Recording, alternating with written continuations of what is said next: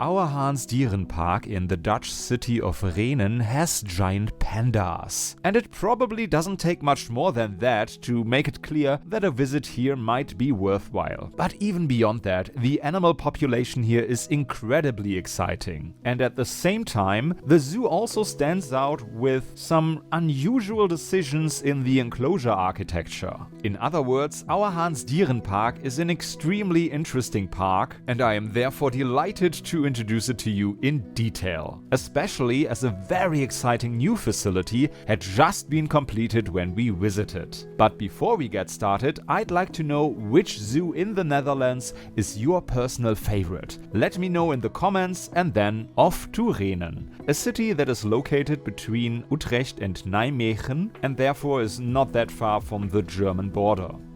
Upon my arrival, the first thing I noticed was that this entrance area here is really well designed. In the center of the square in front of the entrance is a pool with koi, and to the side is an aviary with golden feathers, while on the other side you can find ring-tailed lemurs, which unfortunately didn't show up. Behind the entrance is another, this time circular area, with several aviaries. They are home to great Indian hornbills, rhinoceros hornbills, wrinkled hornbills, wreathed hornbills, knobbed hornbills, and rufous hornbills. So that's 6 species of hornbills. Most zoos keep 1 or 2, if any, and rufous hornbills and knobbed hornbills in particular you do not get to see very often. So as an avowed hornbill fan, I was absolutely thrilled straight away. However, I must also say that if only 2 or even just 1 species were kept in the same space, then this would be an outstanding enclosure. As it is, it's still not bad, especially because the aviaries are very high, but not particularly wide in some cases. And while hornbills are only kept indoors in other places, the question here is, what do the non-visible indoor enclosures look like? If you follow the road from here, the first thing you will see are the giraffes. Well, actually it's crown cranes in an aviary in front of them, and from here you can also enter the giraffe barn, which unfortunately is far from offering a large modern running track. 2 giraffe bulls live together here. You can watch them from an elevated path in their outer enclosure, so that you are at eye level with them when they approach for freshly hung branches. This is also where I saw the giraffes' flatmates, the addax antelopes. In addition, the neighboring enclosure for zebras can also be connected. The whole area is designed in an African style, and other African animals such as warthogs or meerkats are also living here. But the fact that there is a tiger enclosure opposite the giraffes is not exactly coherent. However, we will come back around to this enclosure and its special features later. Instead, we first take a look at the lion enclosure, which I actually really like in terms of its design and the opportunities of viewing, even if the white moat does take up a lot of space here. But thanks to the moat, there was something to see here despite of the absence of the lions, namely a heron which had a good time at the buffet. I'm less of a fan regarding the mandrills enclosure, which isn't terrible but doesn't really convince me in terms of appearance or animal husbandry. And the bongos behind them live in a rather cramped enclosure, which I didn't really like either. The viewing options here are also not that great. However, from here the path now leads under a large vulture aviary into the aquarium. It's a relatively old-fashioned looking aquarium that has a slight bunker flair. Some of the aquariums are nevertheless quite nicely designed, but nothing blew me away. Perhaps the most impressive is the rather spacious electric eel tank, which is also just a very exciting species. Otherwise, you will mainly find aquarium classics such as piranhas, lionfish, and of course the usual coral reef inhabitants are also present here, such as this cute langhorn cowfish. But you will also find a short-tail nurse shark here. It lives in the largest tank here that at the same time looks rather sparsely furnished. So unfortunately it's not a great aquarium overall, but the fact that it's underneath a vulture aviary is very fascinating. And behind the aquarium you can get right into this aviary. But as you can see, there is still a barrier between you and the animals. And yet I still had a good view of the black vultures, but I was also able to spot the king vultures. There are also red kites and white-naped cranes living here in a really beautiful, large, well-designed aviary, which I like much better than the aquarium. The clouded leopards enclosure also made a good impression on me. Firstly because of the space available and also because of the furnishing and natural design. You can also see here that the clouded leopard definitely utilizes the verticality of its enclosure. The situation is very similar with the yellow-throated martens, although they live in a somewhat smaller enclosure. However, there was also an unoccupied enclosure to the left, which perhaps was still being set up for them. Either way, the active yellow-throated martens were definitely one of the small highlights for me.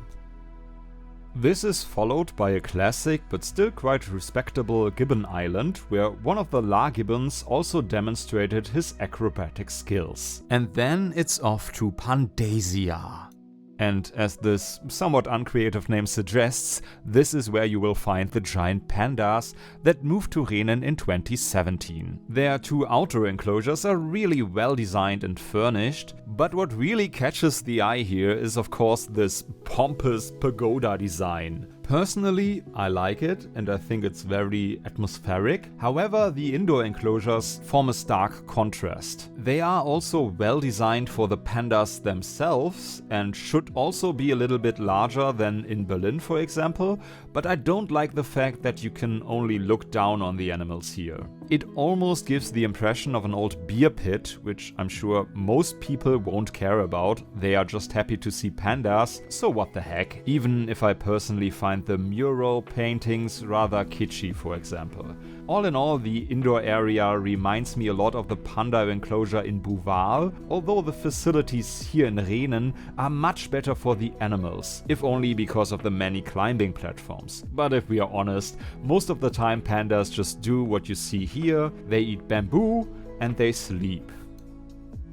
With this in mind, good night, because right next to the panda enclosure, almost hidden away, is a small night house. Don't miss it, because if you're lucky, you might catch a glimpse of a cute pygmy slow loris. And in addition to the big ones, there is also an enclosure for red pandas here.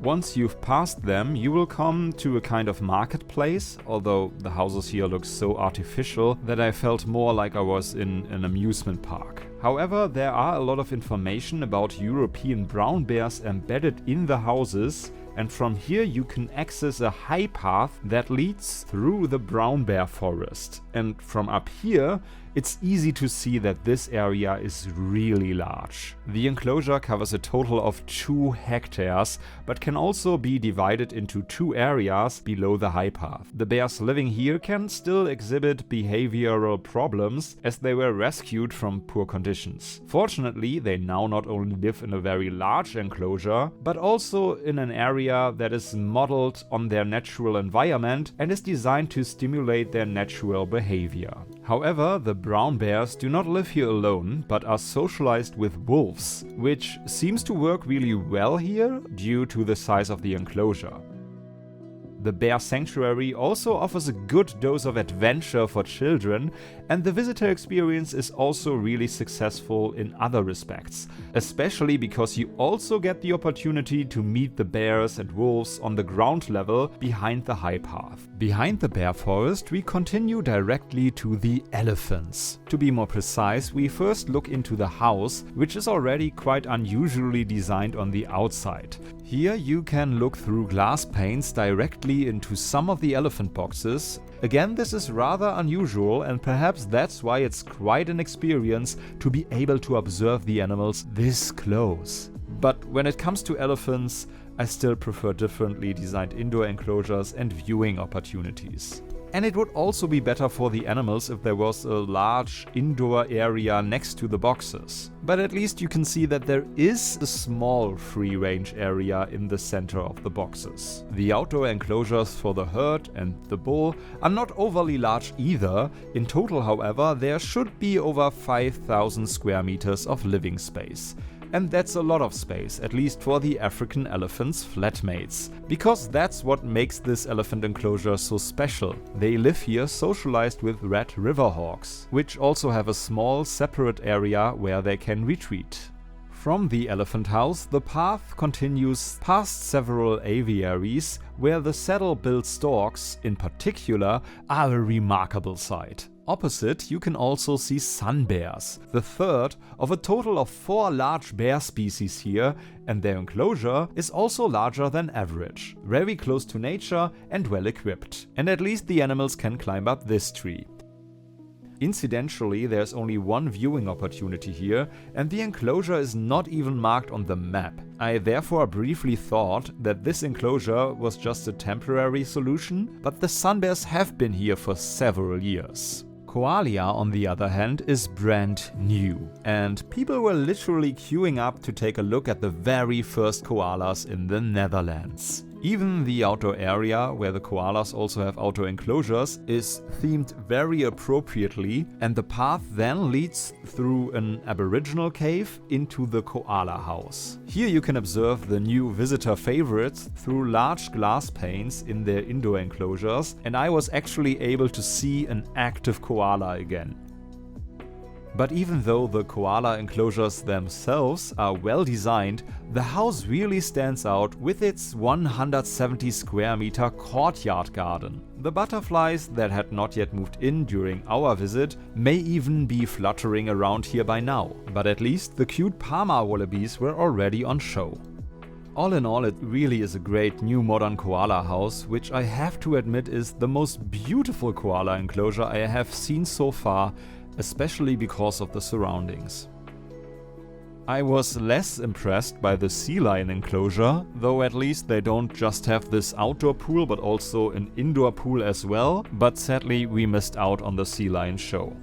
And now I'll show you something really disturbing, because this enclosure, which is now inhabited by woolly pigs, is actually the old sea lion enclosure. Yeah, well, to put it positively, at least things have been improved. Past the pelican pond and the flamingo aviary, while we make our way around the koala house, let me at least tell you a little bit about the exciting history of this park. The zoo, which was founded in 1932 by its namesake Willem Ouwehand, actually grew out of a chicken farm, which is quite unique to say the least. And as these pictures from 1937 might give you an idea, the zoo was a complete success, before it was almost completely destroyed in 1940 at the beginning of the Second World War. The park remained in family ownership until the end of the century, but by then was virtually bankrupt. It was only after it was bought by multimillionaire Marcel Buchhorn in 2000 that things started to pick up again, thanks to investments in numerous new enclosures. But at least at first glance, it seems that a new polar bear enclosure has not yet been built. Because yes, this ancient-looking polar bear enclosure is still inhabited. The two separate enclosures together are only just over 500 square meters in size and obviously no longer meet the standards we expect from a modern polar bear enclosure. On the other side of the stable building, however, the world looks quite different. At around 2,300 square meters, this enclosure is more than 4 times as large, and the water area alone, at 770 square meters, is also larger than the entire old enclosure. Here you can watch the polar bear swimming and diving through a 12 meter wide and 4 meter high glass front. At the other end of the enclosure there is also another glass viewing area, which is slightly elevated so that you can get a good overview of the enclosure. And the natural grass floor, trees, tree trunks and rocks make a very solid impression, and in combination with the connected old enclosure, it is quite exciting, but there are currently 4 polar bears living here, 3 females and 1 male, at least according to Zootierliste. So if you have to separate one of the animals, usually the male, then it just lives here. And I think that makes my main criticism of this enclosure already clear to everyone. Beyond the new enclosure is this rock-solid Humboldt penguin enclosure, which really stands out for one thing. For once, the viewing dome is not just designed for children. Now it just needs to be cleaned. From here, the path leads past the elephant's outdoor enclosure to the new realm of the bonobos, where a really large group of pygmy chimpanzees live, just like in Plankendale, Belgium, which also keeps the stud book. Their modern outdoor enclosure is not just impressive with its usable area of 3,300 square meters, it also has many great climbing opportunities that invite the animals to romp around. The outdoor area can be divided into 2 sections, just like the indoor area, and can be viewed by visitors through glass panes or over the moat. For me, it is of course a small drawback that the glass panes through which you look into the indoor area are extremely reflective despite the sun protection, and once again you look down into a pit. However, this also creates a certain verticality, which is certainly not bad for the bonobos. Or to put it more clearly, the 450 square meter indoor facilities are great for the animals in my opinion, but the visitor experience is not quite ideal. It should also be mentioned that a bonobo already escaped from this enclosure. According to the zoo management, however, the small structural weakness in the enclosure boundary has now been rectified. Behind the bonobo enclosure is a farm area which is not particularly huge, but it's all very charmingly designed. Next door is a large hall with a giant indoor playground, which is certainly a dream come true for children. And if I understood correctly, it was even the largest indoor playground in Europe back when it opened in 2003. But there are also animals living here. There are aviaries with weaver birds and von der Deckens hornbills, which fortunately also have outdoor aviaries here. And the prairie dogs also have an enclosure both inside and of course outside. On the other side of the hall are the squirrel monkeys, who in addition to their indoor enclosure also have 2 outdoor aviaries, which are connected above the heads of the visitors.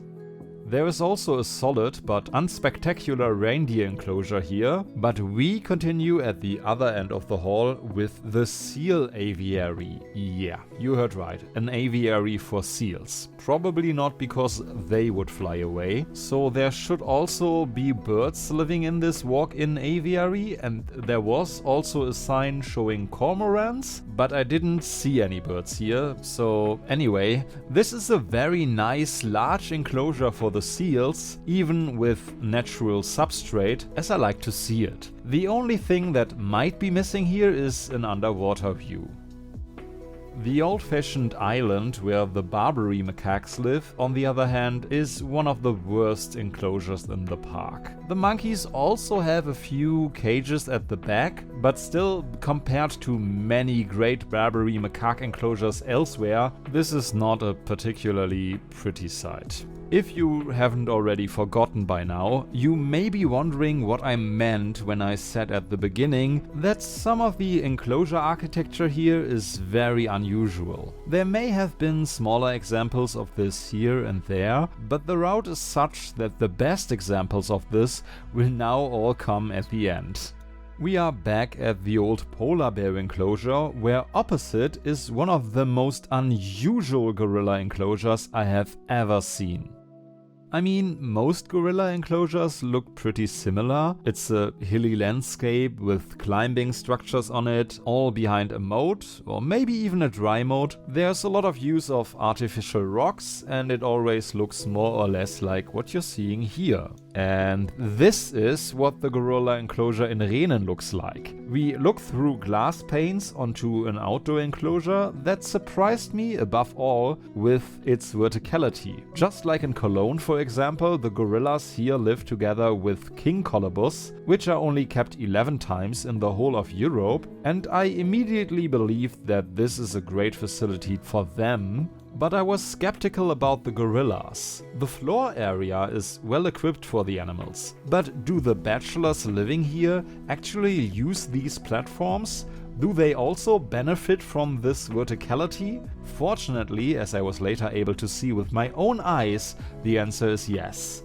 And I have to say, I thought it was a damn cool sight to see such a large handsome silverback climbing over the platforms. At the side of the enclosure you can go through a large gate into a kind of artificial mine shaft, where on one side you can once again look into the outdoor enclosure on 2 different levels, and on the other side you can also look into the indoor enclosures on 2 different levels. As you can see, it's also rather vertically designed, and yes, your eyes are not deceiving you. Here the gorillas also live together with meerkats. Among other things, they are supposed to keep the mice at bay here. And I think that underlines once again that this is a very unusual gorilla enclosure, but God knows it's not a bad one. And even if the classic artificial rocky hill landscapes are perhaps more attractive in a traditional sense, I found it very exciting to see a completely different approach here, and my only real criticism is that the indoor area is also a playground.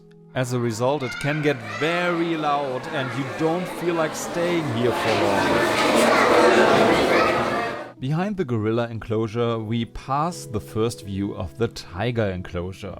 Under this passageway, which seems a little small for a tiger to me, there is a corridor that leads between the 2 tiger enclosures. If glass pans had been used here instead of bars, the effect might have been even nicer, but even so, this is another unusual and exciting approach. And I also really like the tiger enclosures themselves. Firstly, I think that even the smaller of the 2 enclosures is still a very acceptable size, and I would even go so far as to say that the larger enclosure, which we could already see from the giraffes, is one of the best tiger enclosures I know. Not only does it impress with its larger than average area, but also with its natural design, structure and furnishings, water areas, tree trunks, several caves, etc. This is simply the kind of tiger enclosure I like to see. Beyond the corridor between the 2 tiger enclosures is a greenhouse where Aldabra giant tortoises live, which can weigh around 200 kilograms. And behind this we come to the indoor enclosures of the orangutans. There is nothing unusual here at first. The whole thing looks like a typical great ape house from the 80s, but just wait until you see the outside. But first, the house continues in the same style. Some rather plucked looking parrots live here, there's a Cuvier's dwarf caiman, a green iguana, white-lipped tamarins, or the golden-headed lion tamarins that almost successfully hid from me. Despite its age, this area also has something to offer, but it's not the best part of the zoo. And I have to admit, it was a bit of a drag for me from the tortoises to the end of the house. I was so glad when we went back outside through the large aviary. As you can see, there are scarlet ibises living here for sure, but I also hope and think that the macaques can get out here too. And that brings us to the final highlight, the orangutans' outdoor enclosure. This might look like the opposite at first, I mean, where are the climbing facilities here? But let's just take a look upwards. The taut ropes lead to 7 more platforms that have been erected outside the enclosure. As a result, the orangutans literally walk along the ropes above the heads of the visitors. An absolute amazing experience that not only captivated me, but everyone around me. And so I've been wondering for some time why more zoos don't do something similar. I know that the zoo in Indianapolis does it a whole lot bigger, or that in Dublin 2 parts of the enclosure are connected above the heads of the visitors, but I don't know any more examples, and I seriously wonder why this hasn't caught on. After all, it saves an incredible amount of space, so it would be a great way for zoos with little space to offer the orangutans something more. And if you can also offer visitors a highlight at the same time, it's a win-win situation. And I asked myself, what's the catch? Why don't more zoos do something like this? In any case, I think it should now be clear what I meant when I said that Ouwehands Dierenpark can also stand out with unusual ideas in the enclosure architecture. Combine this with a great selection of animals with 3 species of great apes, 4 large bears, big cats, elephants, giraffes, all the hornbills and many other small rarities, and of course the koalas and giant pandas, and it's extremely easy for me to recommend a visit here, especially as the animal husbandry is of a good standard overall. Sure, there are a few points of criticism, but that's usually the case. So to me, Ouwehands Dierenpark in Rhenen is another great Dutch zoo for me, right next to the 2 parks I already briefly talked about in my top 10 list, and hopefully this year I'm going to get to see a whole lot of new zoos in the Netherlands as well. So once again, let me know what are your favorites in the Netherlands and which zoos should I definitely visit, but please also let me know what are your thoughts on Ouwehands Dierenpark. If you liked this video, give it a thumbs up and don't forget to subscribe, because our journey through the zoos of Europe and potentially the whole world has only just begun. And with that being said, goodbye, tot ziens und auf Wiedersehen, yours truly, Martin. Yes, I'm sticking with the German pronunciation. I don't like the sound of Morten. I'm not a chauffeur. And you don't know the 3 Fragezeichen, so you cannot get that joke, but whatever. Bye!